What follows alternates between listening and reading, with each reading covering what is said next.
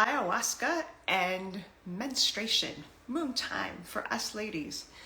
My topic today is whether or not it is safe to sit in an ayahuasca circle and to work with her while we are in our very sensitive spaces as women of menstruating, mooning, basically.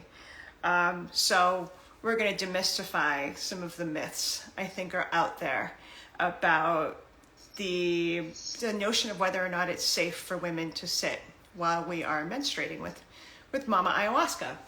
So, first of all, I feel a little bit like an expert on the topic simply because I'm a woman who has been working with ayahuasca almost 20 years and menstruating every month in that entire process. And I have sat hundreds and hundreds of times as a participant and as a facilitator behind the altar, mooning or not.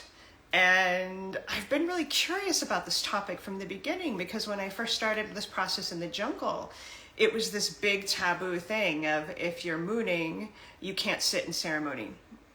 And I trusted that for a period of time of like, there must be a reason why we're supposed to be protected in that regard. But then I started having my own experiences and considering, okay, why is it that there would be rules against women sitting in ceremony while we're menstruating? I grew up Catholic. I know there is a long history in various religions and spiritual traditions around shaming and ostracizing women for the potency of our bodies. So I started considering that maybe it wasn't such a rule around safety as it was a perpetuation of the toxic patriarchy perspective. And so I did a lot of homework around why it is that most spiritual traditions and religions have different rules forbidding women being in sacred spaces, etc., because we've been labeled as being unclean. They're jealous of our power, of these bodies that recreate the universe. It's kind of a big deal. So as I tied that back around to my ayahuasca experience, of course, I asked her, had a lot of dialogues with her about, is it safe, is it not safe? So let me first emphasize there's some validity to the idea that we need to be more protected if we're mooning and sitting with Aya. Doesn't mean that we shouldn't be allowed. It's just we want to be more aware of the sensitivity and the potency of moon time. In our culture, we shame it. We sort of push it away. We don't really honor how amazing and magical it is every time we get to release unfulfilled life from our bodies. I do joke that I'm just recreating the universe. No big deal. It is a big deal, and we don't necessarily treat it as such. So the first thing with regards to that, if you're sitting in an Aya ceremony, I completely support making sure the shamans, the practitioners are aware that you are mooning. I also highly encourage us to sit with circles that welcome it because it reflects critical thinking and an evolution around following the rigid rules from the patriarchy, because it is safe, but we want to do it in a way that protects that sensitivity. So like when women sit in our circles, we do lots of things like putting tobacco in our navels and putting sage all around our spaces and even singing into the medicine before we serve it, just to let her know, hey, this woman is in a powerful yet vulnerable state. And we sometimes pour less and really sort of just work with the energies of the woman to make sure that they feel safe in that sensitivity. But by no means is there any sort of exclusivity if someone is menstruating. They're always, always welcome. I personally love sitting with ayahuasca when I am mooning, when I am letting my body release the unfulfilled potential of life, and to really honor the potency of femininity. I positively adore it. I've never had a single issue of feeling unsafe, of having my body do anything other than to feel supported and empowered by the medicine. But that said, I highly encourage people to not do the thing that I almost considered doing once, which is to sit with a shaman who forbid women who are menstruating and not tell him. Because then I realized at the 11th hour I would be sitting in the awareness that I was lacking integrity.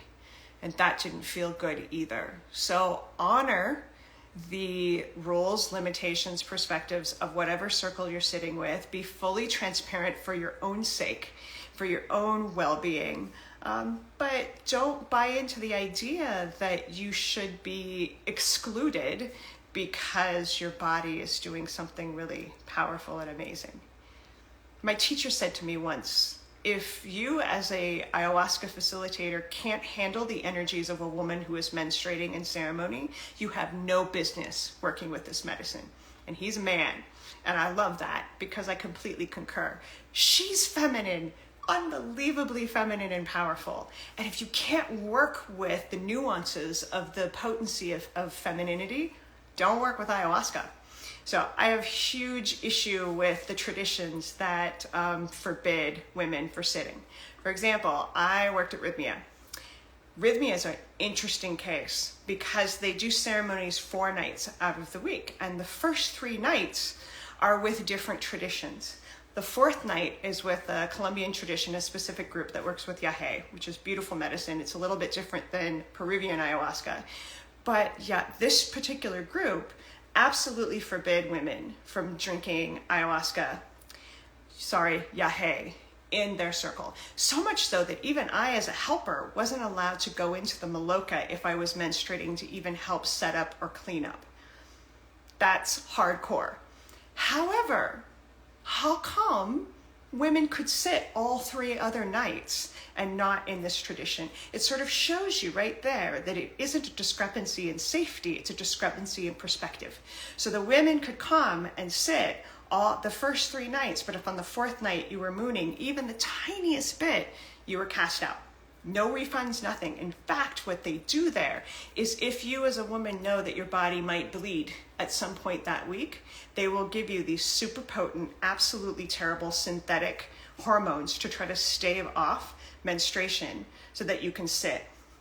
This is the toxic patriarchy because those synthetic hormones are super dangerous, especially at those high levels. They give these massive doses. Ayahuasca hates it.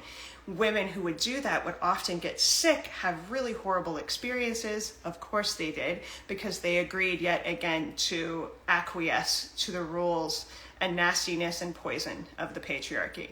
So, and we as employees there were taught to tell the women it was for their own sake. Like we were trying to protect them and to keep them safe, which never made any sense to me because how can we justify that if they can sit in all the other ceremonies but not this one? Doesn't make sense. So there's an example of this icky sort of shaming of our amazing magical bodies for the sake of the patriarchy. Just an example. It happens all over the place. So full circle, my recommendation, be very discerning about the circles you sit with. Don't believe the gloom and doom like you're in danger if you're menstruating. I remember menstruating in the middle of one of my first ceremonies and then thinking, oh my God, I'm in trouble. I've done something wrong because my body is releasing and I didn't know it was going to happen. And it turns out ayahuasca was like, honey, celebrate it. Celebrate your moon. This is magical. So she is very supportive and protective. We just do a couple of extra things in order to honor the sensitivity of that time. But don't believe the lies that it's somehow dangerous, that it's ayahuasca that's dangerous if we're menstruating. It's actually the perspective of this patriarchal BS that's dangerous. So I hope that's empowering and helpful to all of us women who love to sit with the medicine and we're still in our space of menstruating. If you have any questions, please hit me up anytime. Thank you for listening. Thank you for being here, all of you beautiful people. I wish you a happy, happy New Year. Lots of safe, empowering ceremonies. Oh, and next week, I'm going to be talking about this idea that you should always drink more medicine. Again, at Rhythmia, there's a perpetuation of the topic, don't think, drink, that you should just continue drinking medicine and why I think that's dangerous and reckless and the antithesis of what ayahuasca teaches. So, yay! Bye, everybody. Be well out there. I'll see you next week.